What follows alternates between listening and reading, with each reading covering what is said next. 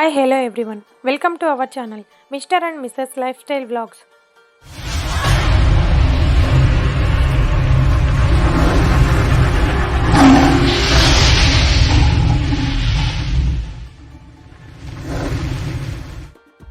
మన రాయలసీమలో ఏ మూల ప్రాంతానికి వెళ్ళినా కనిపించే దేవత గంగమ్మ.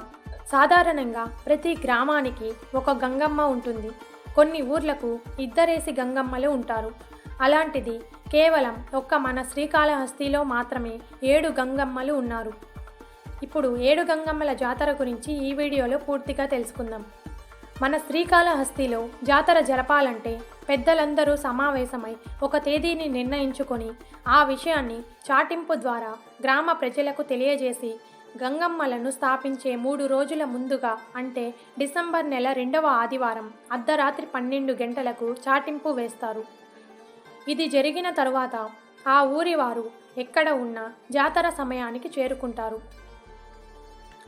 ఈ విధంగా 7 గంగమ్మల జాతర అత్యంత వైభవంగా ప్రారంభమవుతుంది. శ్రీకాళహస్తీశ్వర ఆలయంలో ఆలయ మండపం వద్ద స్వామి అమ్మవారి ఉత్సవమూర్తులను సుందరంగా అలంకరిస్తారు. గంగమ్మ జాతరకు ప్రతి ఏడాది దేవస్థానం తరపున 7 గంగమ్మలకు సారె అమ్మవారికి సమర్పించడం ఆనవాయితీగా వస్తుంది. ఈసారి కూడా ఆలయంలో అలంకరణ మండపం వద్ద 7 గంగమ్మలకు పట్టుచీర, పసుపు, కుంకుమ, గాజులు సమర్పించారు. ఆలయ అలంకార మండపంలో స్వామి అమ్మవార్లకు హారతి ఇచ్చారు. ఆలయ ఈవో పెద్దిరాజు 7 గంగమ్మలకు సారె ఎత్తుకొని ఆలయం నుంచి బయలుదేరి ఊరేగింపుగా 7 గంగమ్మల ఆలయానికి చేరుకొని అమ్మవారు పరాశక్తి ఆలయంలో సమర్పిస్తారు. తరువాత కుమ్మరి వచ్చి మట్టితో ఒక్కో వీధికి ఒక్కో గంగమ్మను చొప్పున 7 వీధులకు 7 గంగమ్మలను తయారు చేస్తారు. పెళ్లి మండపం, బేరివారి మండపం, తేరు వీధి, గాలిగోపురం, జయరామరావు వీధి, గాంధీ వీధి, కొత్తపేట ఇలా 7 గంగమ్మలను అలాగే వారితో పాటు ఇద్దరేసి ఉప గంగమ్మల చొప్పున 14 ఉప గంగమ్మలను కూడా అందంగా తయారు చేసి పసుపు కుంకుమలతో పూలతో అలంకరించి దాగెర అనే వెదురు గంపలో వేపాకును పెట్టి దానిపైన 3 గంగల్ని పెడతారు. ఈ విధంగా అలంకారాలు ముగిసేటప్పటికి అర్ధరాత్రి అవుతుంది. గంగమిట్ట దగ్గరకు గంగమ్మలు చేరగానే పంబలవాడు గంగమ్మ కథను క్లుప్తంగా చెప్తాడు. ఆ తర్వాత చిన్న కోడి మెడను విరిచి అగరం ఇస్తారు. 7 గంగమ్మలకు రజకులు అంటే చాకలివారు 7 కుంభాలు పెడతారు. ఈ కుంభాలకు కావాల్సిన సరంజామా అంతా ఇస్తారు. కుంభం పైన మునగ ఆకుకూర, వంకాయ కూర, ఎండు చేపల పులుసు పెడతారు. ప్రతి కుంభం పైన పిండి దీపం వెలిగించి పొట్టేళ్లను బలి ఇస్తారు. ఈ తతంగం అంతా పూర్తి అయిన తరువాత గ్రామంలో గంగమ్మలను దించుకోవడానికి ప్రతి వీధిలోనూ ఒక గుడి ఉంటుంది. ఆ గుడి వద్ద పందిరి వేసి వేపాకలను వేలాడగట్టి అలంకరిస్తారు. 7 చాకలివారు 7 గంగమ్మలను ఎత్తుకుంటారు. మేళ తాళాలతో ఆటపాటలతో ముందుగా ముత్యాలమ్మ గుడికి వస్తారు. అక్కడ కూడా కోడి మెడను విరిచి అగరం ఇస్తారు. ఇలా గంగమ్మలు వచ్చే దారిలో ప్రతి చోట చాకలివారు జంతు బలులతో రక్త తర్పణం చేస్తారు. మొదట ముత్యాలమ్మ గుడి వద్ద ఆ వీధి గంగమ్మ దిగగానే ఏ వీధి గంగమ్మ ఆ వీధికి వెళ్ళిపోతుంది. ప్రతి వీధి గంగమ్మ ఆ వీధిలోని వారు జంతువులను బలి ఇస్తారు. ముత్యాలమ్మ గుడి వీధి గంగమ్మను శక్తివంతమైన ఆమెగా భావిస్తారు. అందుకే ఆమెకు ముందుగా ప్రతిష్ఠిస్తారు.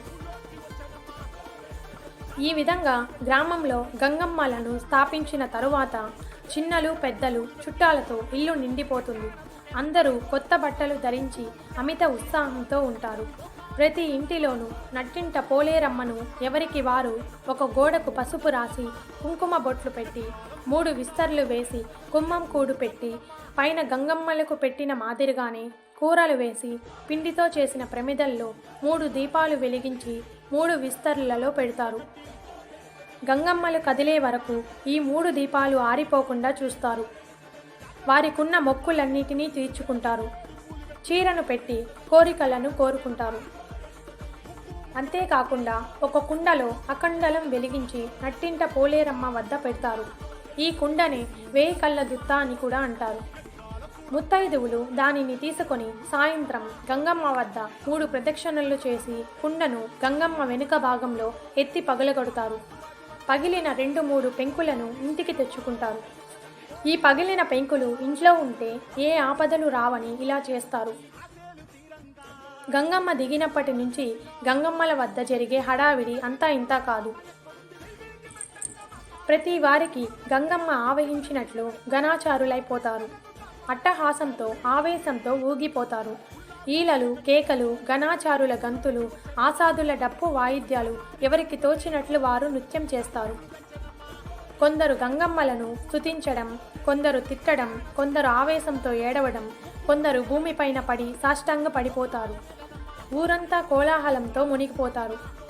ఈ సందడిలో ఎందరో మత్తుగా తాగి చిందులు గంతులు వేస్తూ అట్టహాసం చేస్తారు. గంగమ్మను కదిలించడానికే జ్యోతిని ఎత్తుకొని ముత్యాలమ్మ గుడికి చేరిన చాకలివారు నిద్ర మత్తులో తాగిన మైకంలో ఎర్రబడ్డ కళ్ళతో జ్యోతి ఎగదోస్తూ అది ఆరిపోకుండా కాపాడుతూ ఉంటారు. ఆయా వీధుల వారు ఒక్కొక్క గంగమ్మను రథం పైన పెట్టుకొని బయలుదేరుతారు. ఆ రథాలను విద్యుత్ ద్వీపాలతో అలంకరించి బాజా భజంత్రీలతో, తప్పెట్లు, వాయిద్యాలతో, ఆటపాటలతో ముత్యాలమ్మ గుడికి వస్తారు. ఈ ఉత్సవం ఒక పట్టాభిషేక మహోత్సవంలా ఉంటుంది. చాకరి వాళ్ళు మాత్రం సాంప్రదాయకమైన కాగడాలతోనే ఉంటారు. దేదీప్యమానంగా ప్రజ్వలిల్లుతున్న 7 జ్యోతుల వెలుతురు పసుపు కుంకుమలతో ఎరుపెక్కిన ముత్యాలమ్మ ముఖం ఎర్రగా మారుతుంది. భయాన్ని, భక్తిని కలగజేస్తుంది. పూజారి ఆమెను ప్రసన్నం చేసుకోవడానికి ప్రయత్నం చేస్తాడు.